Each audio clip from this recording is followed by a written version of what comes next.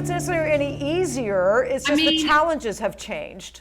I mean, the example is in 2016 when I first did my ombre, if you looked at it then, you wouldn't be able to rip it apart. Well, you would, but I mean, you wouldn't really have a lot to compare it to now. Right. If you looked at that outline, oh my God, it was like so thick and like just like quite wobbly, and like the density was, you know, like it was really dense. I didn't really understand much about saturation, and then it was going like really, really light, and then like the pixels were quite, you know, there wasn't, you know, it was all there, but if you had it come together, like it has now. But if you compare it now, you can definitely see the standards. You know, there's a beautiful crisp outline to just doing an outline now. Right, and I think when the ombre first got really popular too, the ombre was really deep. Like it started way back here, and we would get a lot of people in the studio.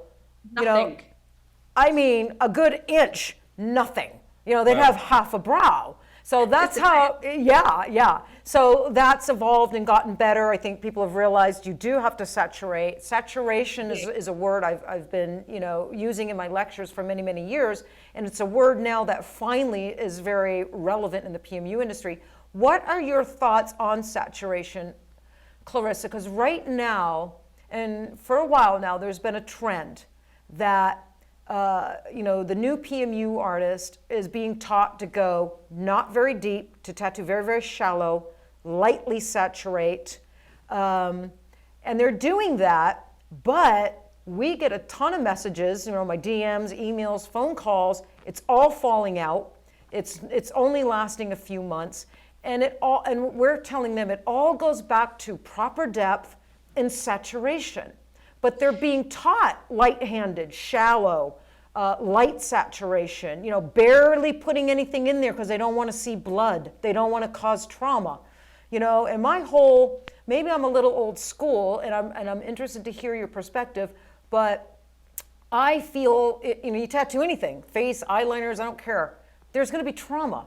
There's going to be blood for some people. There's going to be redness, swelling for some people, not all. For me, it's about the client wants it to last. They want long lasting, not too long, because if it lasts too long, then that gives time for the pigment to start turning gray or turning, you know, weird colors, which it will if things sit for years and years and years in the skin. But I think 2 or 3 years is a reasonable amount of time for someone. Definitely. I think I'm so glad you asked me this question, because I feel like a lot of the students that I teach I'm actually helping them to get really good retention, and they're completely doing what you said, and which is not saturating enough. Right. And I think the reason being, and I think I understand, I know why, is because if you go on Instagram, everything is supposed to be so aesthetically pleasing. Right. And the Instabrow. Is that what we call it? The Instabrow. Yeah. Yeah. Now I'm talking about, they're worried, and this is the main thing that comes up over and over again in my masterclasses, but I'm so worried that people might not have it done because it looks too dark, or, you know, or it doesn't look, or you can't see like the pixels as well. And I'm like, okay, first of all, let's dissect these two topics here. Pixels, let's talk about this. Pixels, yes, they look great when this is what we want to form, but pixels realistically are not going to really be there when they come back for their touch-up. Thank you, Clarissa. I'm so glad that what is this all about? An artist like you, who's so fucking talented, is being so honest and real about what this. Is it all Clarissa, this is Clarissa's favourite topic. It's my favourite topic too. What is it all about? I just think the whole industry is being bamboozled. You know, all these new technicians are being bamboozled about pixels. The client doesn't even fucking know what a pixel is. All they want to know is when they get their brows done, they want to leave. You're creating little fine details. They're creating it for likes on Instagram and trying to create these Instagram bows. It's to do with, at the moment, it's all to do with the ASMR, look at the pixels, look at the pixels getting made. Okay, the pore is more than likely, actually it is bigger most probably than that tiny, minuscule dot, right? So, and those dots, yes, they're going to create they're going to help create some spacing in between to maybe not oversaturate. But these dots that people are spending so long on, like you see some of these, you see a lot of like, I call it sombre brows, where it's like dark on the base and then really light on the top, really pixelated. When I see them healed, I literally, I show them to you, don't I? And I said, if my client paid me, you know, £550 they pay for my brows, if they had this as healed work, they would say, can I have a refund? Because there is nothing there. Exactly. You're looking at 20%, 30% retention. Yeah. And because what they're doing is they're saturating, I would say they're layering maybe 2 passes. I'd say 1 or 2 passes most probably max they're doing. And they're doing it so light, they're most probably just hitting, I mean, God knows even if they're hitting the upper layer of the dermis, they're most probably still so superficial. And they're literally just spraying, you know, like spray, don't even touch, you know? Yeah. So, and then the pictures straight away they look amazing. Yeah, of course they don't look like they've been tattooed because you haven't even touched them. Do you know what I'm trying to say? You haven't even saturated them.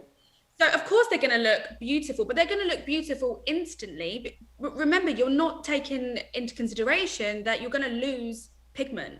So then you're going to lose the pigment, and these dots aren't even going to be there anyway because everything flares out and looks smooth. Exactly. Yeah. The dots don't even heal in the skin. I actually prefer a buttery gradient, I have to say, brow, and that's why I use a very fine diameter, because I don't like dotty brows and my clients don't like dotty brows.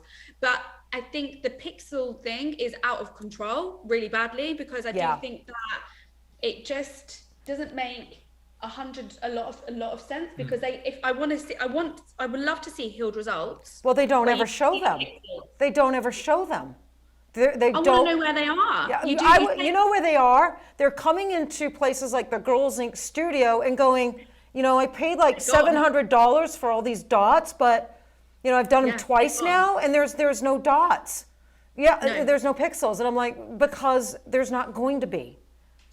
And then so I think they're going to end up losing clients. They're going to end up with clients that are not satisfied. They're going to end up with clients that got promised something that cannot be delivered, and they're going to start losing clients. Yeah. Look, when I'm teaching whip shading, obviously I'm going to give them, I don't want to start seeing lines everywhere. And at the end of the day, and I don't want to start seeing tractor marks. I said to you, it looks like tractor marks, doesn't it? Like, you know, a tractor. Yeah, I've seen it. Dots as well. Yeah. Not even that either. I said, I think it's to have a nice balance. Like, obviously you want to focus on, people have put in so much focus on getting those pixels, which, yes, that's fine. You want to start seeing that as you're whipping in. When you start seeing pixels being sprayed, it means that your whipping action is correct and your movement is good. Right. But at the same time, I think some people feel like they're not doing it right because they're not getting the same spray as somebody else. And I'm like, it doesn't mean that you're not whip shading right. Some people in the skin, it doesn't show up as well as somebody else. Yeah. So I might get a client that has never had any pigment under their skin, and they've got like smooth like butter. Now, I'm going to get most probably a beautiful spray of pixels, right? Yes. I'm going to grab my camera and I'm going to take a picture and be like, look at my pixels. But if I talk about that, that's most probably about 20% of my whole day. The rest of the day, when you've got people coming in with old saturated brows, you can't really see that spray as much because you've already got ink under there. Right. And they're focusing so much of getting these pixels, they're forgetting about the main thing is actually you need to saturate brows to at least, I would say around the tails, 80-90%, because you're going to lose roughly around 30% at least. Yeah. So you need a high retention. You need a high saturation. Right. So in my masterclasses, I teach saturation, and some people look really baffled, and I'm like, so when some people do when a lot of girls do training, a lot of the artists will say, well, just do like 3 or 4 passes, then you're done. And when it looks dark enough, you're done. Yeah. And I'm like, no, you can't go by that. Yeah. Because every skin is different. So if I do 4 passes, for example, on one client, and I do 4 passes on the other, and I mean, one's going to look different to the other. Yeah. So you have to teach saturation, and you have to teach about the density and what you're looking for. I agree. With an ombre, with an ombre, I teach an ombre saturation, like basically formation of an ombre. So we want to get usually around, going from like 10, 30, 50, 70, 90. Like I literally make like a gradient, and it's all done by how many times you layer, short whips and long whips. And obviously different types of speed as well in your machine and your action. So I'm very specific. Yeah, and I work a lot like you, meaning with the end goal in mind. From saturated, darker, arch, very striking. I like that art, and then it gets lighter and then nothing, ends up very, very soft and powdery. And I achieve that very differently than you. I use big shader needles, like 7 and 8 shaders, and I dilute pigment. So I'll use full strength pigment for the tail into the arch, and I'll saturate that. And then I dilute my pigment for the bridge, and then super dilute. I mean, sometimes I'll have 10% pigment, 90% soft effects for the bulb. So it's the same concept as you, because I think that transitional brow from dark to light is a beautiful brow. I just go about it a completely different way, which is fascinating that you can use full strength pigment and layer, use whip shading movements and get that transition or gradient brow the way you do it. You can use big needles and dilute pigment and get it the way I do it. And there's other ways as well, other really fantastic techniques and ways to get that result. So, but that's the big thing, and I think and I'm really waiting. I'm really hoping the industry gets off these pixels. I think they will sooner than later. I think a lot of them are learning. It seems to me they have to be out in the industry a year and a half, and they start seeing their clients come back with no pigment, no pixels, no nothing, or it's falling out rather quickly, and then they start questioning what they were learning. Then they start questioning the whole pixel thing. They start questioning things. You've been there as well yourself with clients, and you've again through trial and error. You've done things and they've come back, and then you realise, but it takes time. It is a process. I've always gone back to my technique. Yeah, like I've tried to sometimes and keep up with the trend. I'm like, maybe I'll do a bit more pixelated brows, and I'm like.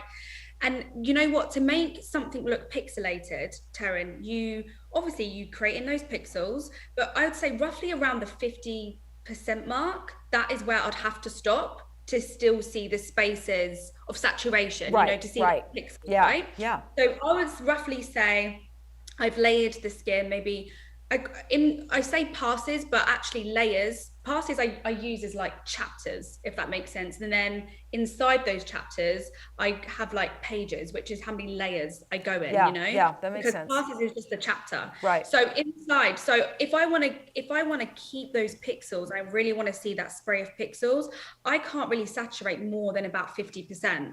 Now, if I'm going to saturate about 50%, that's making sure that there's enough spacing between my pixels, and if I keep layering, obviously I'm going to fill up more and more space. More space, yep. Exactly. So if I wanted to see those pixels, which you're seeing a lot on the Instagram at the moment, and I think a lot of clients actually ring me and say, "You're not going to give me those dots, are you?" And I'm like, no, don't worry. We get the same thing here. A lot of clients don't want, that's what they call them, dots. I don't want those dots. I'm like, no. But it's a massive trend. And the thing is, if I stopped at 50%, which is a lot of I'd say artists that come to me for help, then I would get very pixelated work. But then the clients who, remember, that's what they're paying for you to do with them a good job. It's not about me. Right. They will come back and they will literally look like it's been in there for like a year and a half, 2 years. Yeah, and you hit on something that I believe in deeply. It's about the client and client satisfaction, and we can all agree. I think everybody can agree that knows anything about PMU, that the less you have to re-tattoo an eyebrow, the healthier that skin. The longer we can go without having to redo our own work on a client, the healthier the skin. So when you've got work falling out in 6 months, and you've got these clients going, we've seen them in here. We've seen scarred brows. They blame the pigment as well. They blame the pigment. They blame everything except that they're overworking the skin. That they're having to re-tattoo it every 6 to 10 months.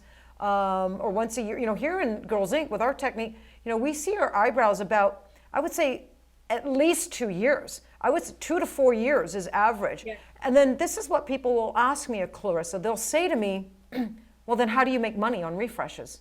I'm like, well, it's not my intention to make money on refreshes. I don't want to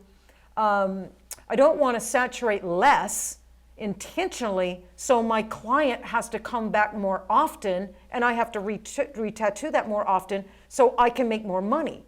Our reputation that our brows last has traveled all over Vegas and beyond, and that's how we've built our massive clientele. Our work lasts. So we are not lacking income, we are not lacking clients because our work lasts. And I think that's a misconception. I think a lot of people think if their brows last a reasonable amount of time, they're gonna lose refresh money. And that really peeves me when I hear that, because then I think that's a very selfish statement. They're working a very particular way in order to see their client back sooner and make more money. And that's not what it's about. It's about the client. It's about the integrity of their skin. It's about our work lasting a reasonable amount of time and client satisfaction. So I'm really, really glad that I didn't even plan on talking pixels with you. It was not on my cue cards.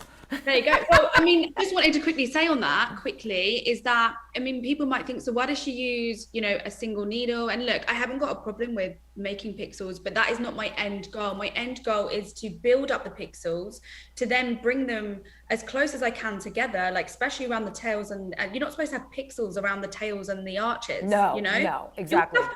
With my brows, you don't really tend to see much texture around the arches to tails, but then you start to get like a buildup of, tiny pixels, mostly around like the middle to the fronts, just because I'm saturating less. Yeah. But the end goal is all about my saturation and to make sure that retains the most. And you can achieve that with a single needle or with like your big needle, whatever you prefer. But right. Yeah, I can get some pixels. I think people think I can't get pixels. I can get pixels just as well as the next artist. I did a lot of pixely work in my body tattoo work. But they just don't heal in the skin. They don't heal in the skin. They don't. When I was really bummed. Like do you remember like about 6-7 months ago, I was like, I'm gonna, do a really like pixelated brow. This is when there was practice pads all over the kitchen table. Yeah, but not that one. I actually did it on a client, and it looked beautiful, right? She came back, and I thought, all that time I did it on a slow machine. I was, being really slow, making this pixels. It all looked, nice. When you took the picture, it looked great, but then when she came back, it looked really soft at the end. It looked really soft. That's what she wanted. It looked fluffy, what everybody wants, fluffy, soft, etc. Yeah. When she came back, I was like, okay, I'm just going to redo everything again. And like, it just didn't look anything like. And you know what? And what we're talking about today, I think this podcast and this conversation is going to be so helpful to so many young artists, because you are the ombre queen. You are the fucking pixel queen. If anybody can do a no, you are, and you know it. You know she is, Michael. You're the pixel queen. Every day. And I tell her in the morning, I tell her at night, I tell her at night. She is. Like, nobody can do you're one of the top pixelators. You do these amazing pixels, and you learned for yourself what actually happens to pixels. And you just discovered all this stuff. Yeah, and now you speak the truth. You're honest and transparent about pixels, trying to educate other people about pixels. It looks lovely, but it doesn't last. Yeah, and so I just really respect that from you, because I think a lot of artists that are doing pixels, they know what you know. They see their healed work, they know what you know, but they're not speaking transparently and openly about it, because either, they're selling classes, they're making money off these fresh pixelated brows, and they don't want, and they don't want to, I don't know, I think everybody that does pixels long enough comes to the conclusion that you did, but they're not speaking about it. Right. I'm more here for, I prefer like a smooth, buttery gradient. Yeah. That has always been me. It's something that's gonna hold, so that's gonna look beautiful in the skin. It looks really like buttery, and like sometimes what I can do, like, you know, and to get that beautiful gradient, you know, you can still, you know, get like with pixels, people think, oh, okay, if I get pixels, it means it's gonna be really, really soft. But what you can do is you can just use a very small diameter, and if you use like a fast speed, you'll get like more of a like a buttery. The pixels are really like fine, very fine. So I'm really into like very fine pixels where you can't really see the dots, because I like them to be so close that it looks more like a buttery gradient. And you could do the same with like you doing that with mags or like whatever. But yeah, people just need to know like there's more to it than just a dot. Yeah, no, I hear you. Yeah.